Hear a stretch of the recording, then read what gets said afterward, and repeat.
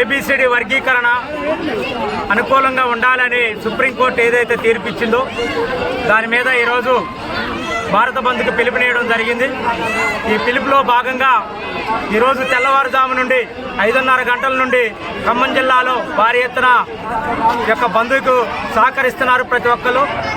అంతేకాదు దీని మీద ఎంత దూరమైన పోవడానికి సిద్ధంగా ఉన్న మాలలందరం, మాలల ఉపకులాలు, అటు కేంద్ర గవర్నమెంట్ కానీ ఇటు రాష్ట్ర గవర్నమెంట్ కానీ దీని మీద ఆలోచన చేసుకొని ఈ వర్గీకరణని వెనక్కి తీసుకొని చట్టపరమైన న్యాయం జరగాలని మేము డిమాండ్ చేస్తున్నాం.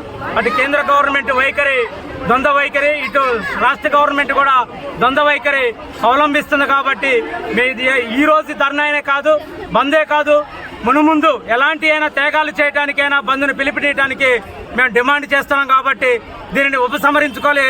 ఏబిసిడి వర్గీకరణని తక్షణమే ఉపసంహరించుకోవాలని ఖమ్మం జిల్లా నుండి మాల మహానాడు నుండి డిమాండ్ చేస్తున్నాం.